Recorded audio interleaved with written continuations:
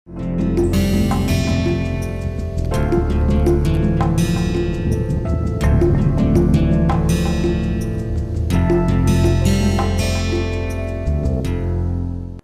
we are not picking f, but we are actually picking the length OF in a random way, right? And this length decides also the length of the chord D, right? Because it actually uniquely defines, well, it will not uniquely define the chord, but it will at least uniquely define the length of D, and that is what the probability cares about. So what are the good lengths OF? Right, clearly from the previous circle inscribed circle argument, the good length of OF is half or less.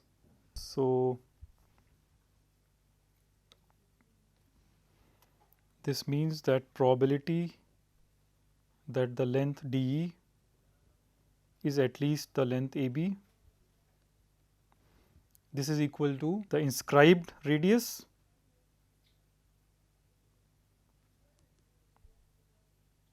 over the circumscribed circle radius, which is 1, right. So that is half, because if you take an f which is which you take OF to be bigger than half, then you go outside the inscribed circle and then you get smaller chords. So you have 3 possibilities of the probability of same event, right. It's one half or one third or one fourth, one third and one half. So they differ so much. So what is the paradox here? I mean, the paradox must be clear, but how do you resolve the paradox? What is the where is the mistake in the math?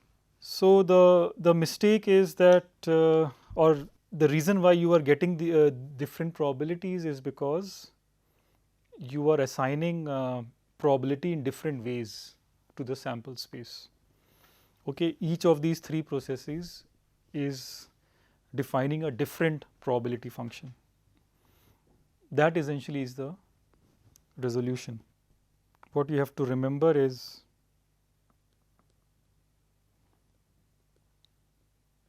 there might be many ways to define the probability function on subsets of an infinite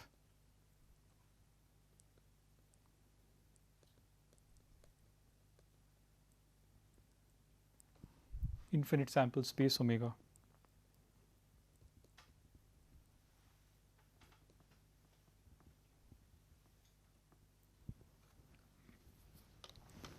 Okay, so you, for example, process 1 defined probability on D comma E,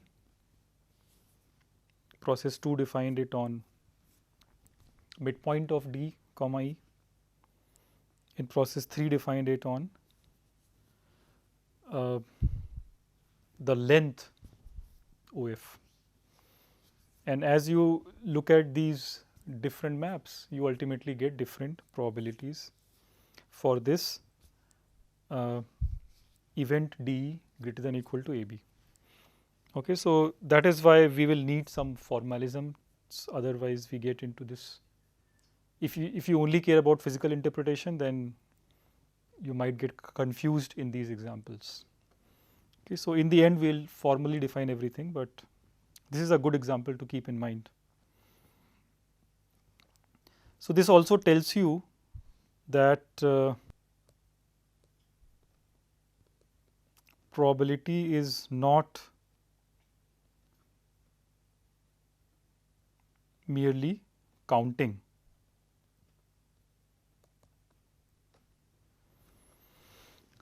Right, because in infinite space you cannot really count. Counting doesn't make sense, but probability still makes sense, and to get a unique answer you have to formalize it properly, right. So here you see the difference between counting and probability. In discrete space you can say that they are equivalent, but not in infinite space. Probability is doing something else.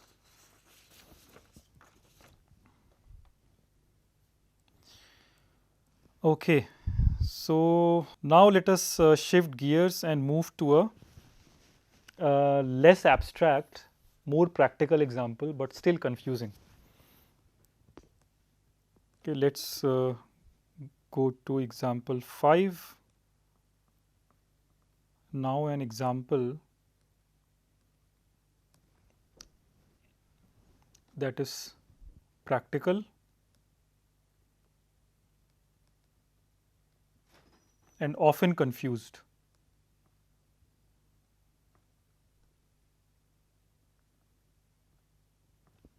Okay, it can cause serious confusion not only in an individual but even in a society. And right now it is very relevant. So let's see this carefully. So say a COVID-19 RT-PCR test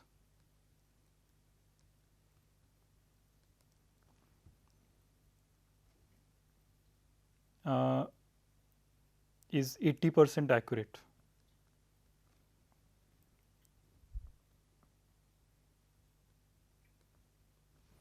Okay, so you went or I went to a lab which does this test and they say that its accuracy is 80%. Now, so I went for this test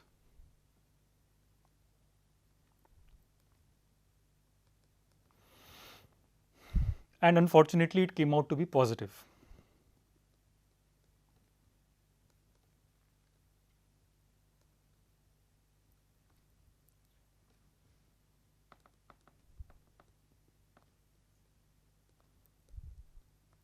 Okay, which you don't want to happen, but say it happened.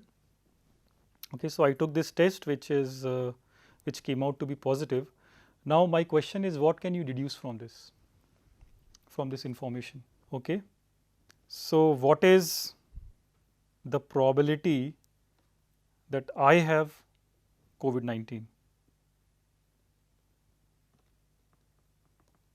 Okay, given this information that the test is positive, can I deduce with what probability, with what confidence, with what chance can I say that I have the COVID virus or I don't have the COVID virus, right? Both the things are possible because the test is not perfect.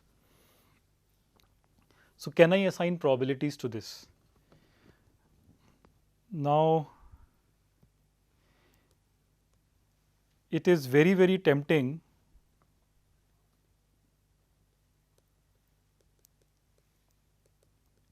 to say 0.8. Okay, the probability that I have COVID is 80%, but this is very wrong.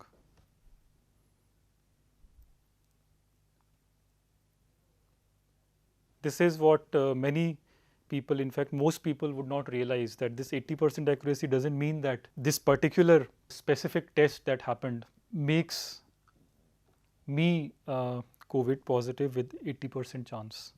Okay, so calculating this is more complicated. So this exact answer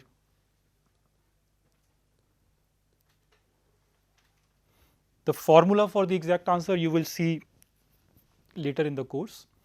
But without going into the formula, I'll just say that exact answer depends on, it requires the knowledge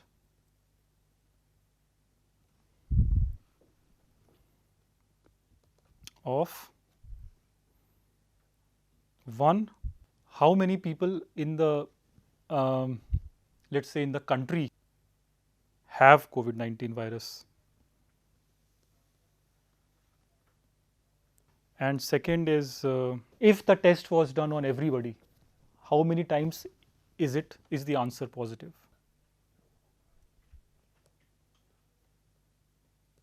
So how many times is the test result in general? These are different questions and we don't have information for them, right? We don't know how many people have the virus in the country, and we also don't know how many times will the test be positive, because the test cannot be done throughout the nation for everybody, right? The test is only done on a small sample space. So both these things we don't have. So in practice they are somehow approximated, and once you have the approximation, then I can say what is the probability that I have COVID given that the test was positive, right? But this information is currently missing from example 5. So, to say more about this 1 is called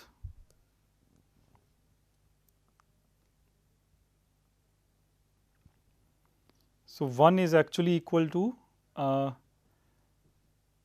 what we say true positives plus false negatives.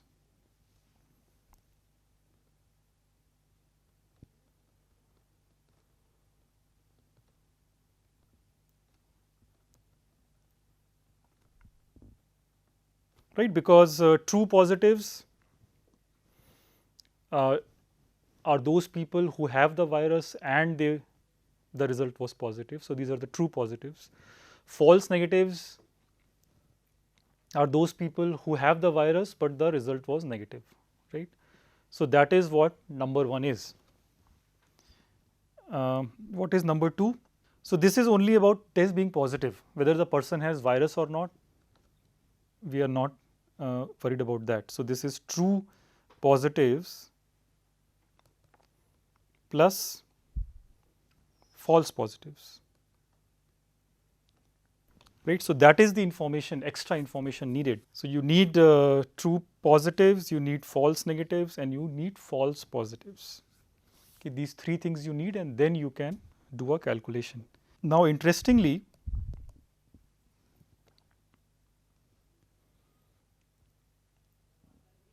if this number 1 is much smaller than number 2, right, which means that very few people have actually the virus COVID-19. But on the other hand, the test is many times positive in the general population, right. So, then it is a bad test. That means that the test is bad. So, then it is a bad test, which implies that probability that I have COVID is very small. It is much smaller than, it is much smaller than 0.8. Okay. So, in case the test is a bad test, then the probability of I having COVID is not at all 0.8, it is much smaller, it may be even be close to 0, right. So, basically this test does not give you any information except it confuses you, because the accuracy was touted as 80%.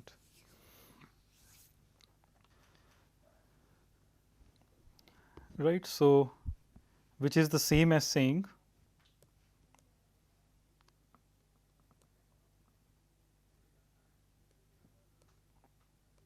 so 1 much less than 2 is the same as saying that false positives are much more than false negatives.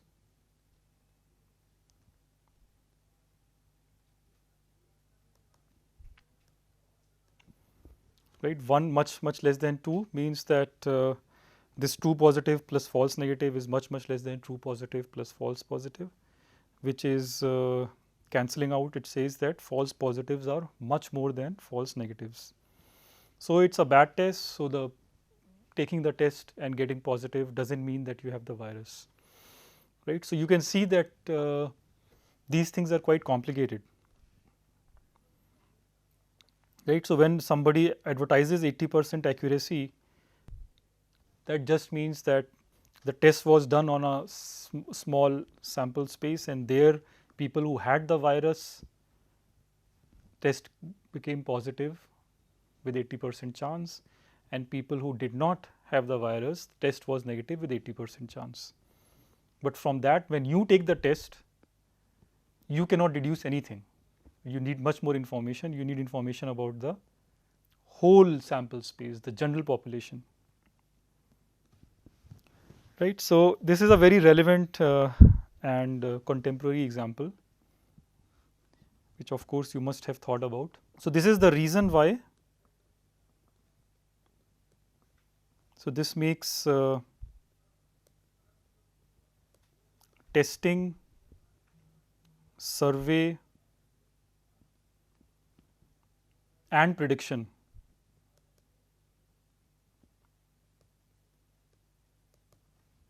a very complicated affair.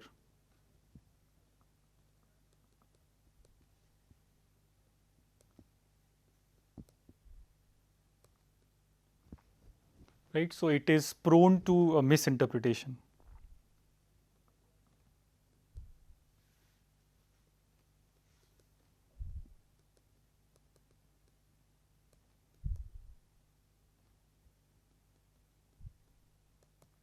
Especially in social media or even media. Okay, because part of the things, I mean, the initial part is correct, 80% is correct, but then the conclusion, you cannot conclude 80% because those are two different things.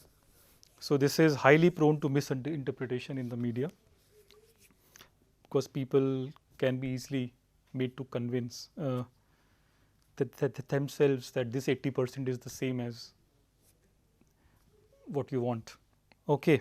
So those were the examples. I hope these examples give you, not just remind you of basic probability, but also give you the challenges that lie in applying probability and why we will need formalism, why we will need formulas. Okay, so lastly, something that you might not have seen. So lastly, another aspect of probability is to prove existence.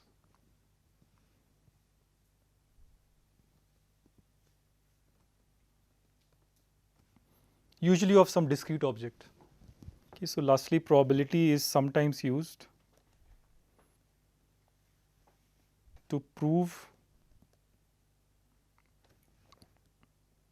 the existence of an object. Okay, so sometimes it is also used to prove the existence of an object by calculating. You calculate probability of an event. If it comes out to be positive, then it means that object actually exists. Okay, so this is a non-constructive proof.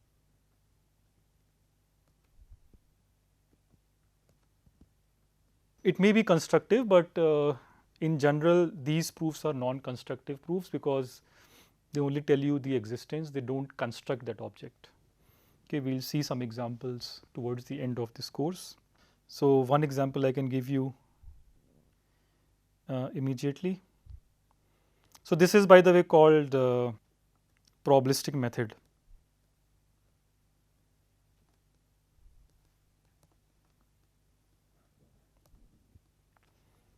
Okay, probabilistic method, especially in combinatorics, achieves this.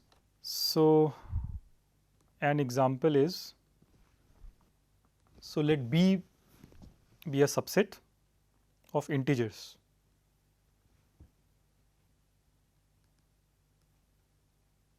And let it have n distinct integers. What you want to show is there exists a subset A of B of size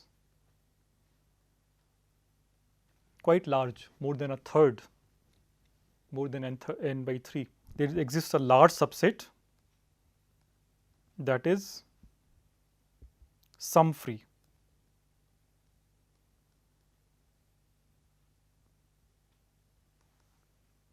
Okay, so what is sum free? Sum free just means there are no two elements whose sum is a third element. So no two elements of A sum up to an element in A.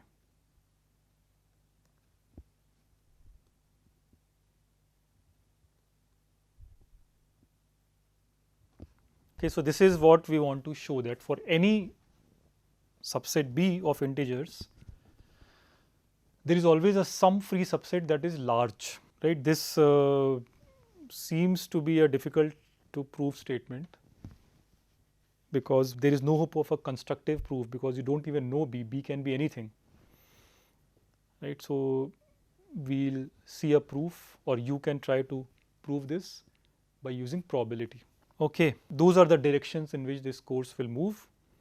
We'll formalize concepts, we'll define them, and then we'll apply them to many different examples, problems, some of which may not have to do anything with probability, like this example 6. This is not about probability per se, right? So finally, the outline of the course.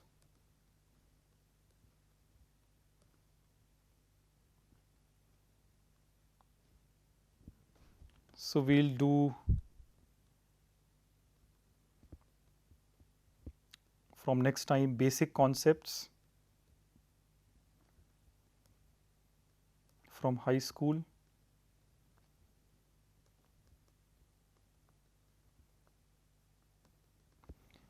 preparation, the probability questions that you solved, those kind of questions. Then we'll look at random variables,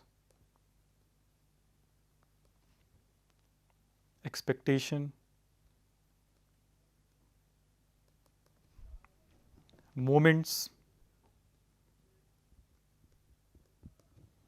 examples of distributions, probability distribution examples, and some more advanced things which are very important in computer science applications, which is conditional probability.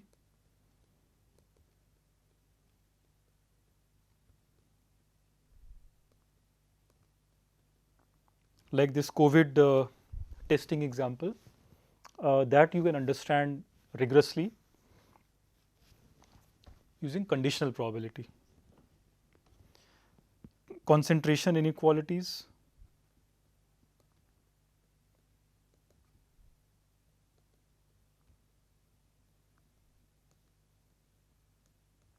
again concentration inequalities is something very important in computer science. Concentration basically means that if I know that expectation or average of a random variable is something, let's say 10, then what is the probability that in practice you get a number like 20 or a number like 5? Okay, when the average is 10, what is the chance of being far away from it? Far more or far less? So there are very useful inequalities about that, giving you probability upper bounds, also called tail inequalities. Then an idea about the page rank algorithm.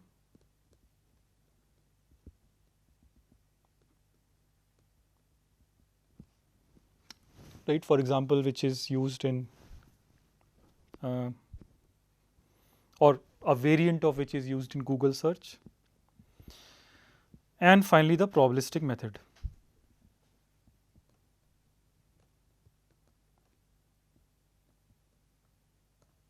And finally, students who are registered inside IIT Kanpur, for them grading. So tentatively, what we can do is we can have quizzes, assignments, and one exam.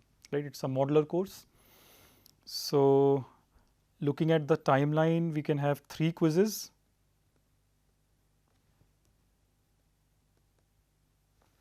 We can have 3 assignments.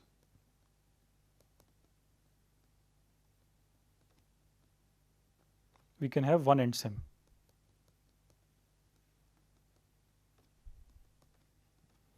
So quizzes each can be 15%, so that gives you 45% weightage. Assignment we can have 10%, so 30% weightage, and remaining 25% is for the end sem exam.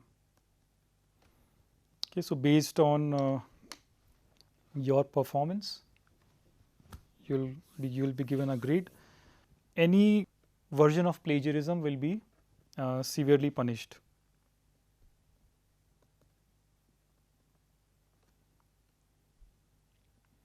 So plagiarism, etc.,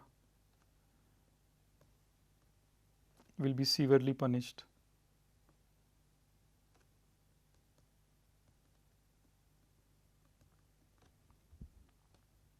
Okay, which obviously includes cheating from other students.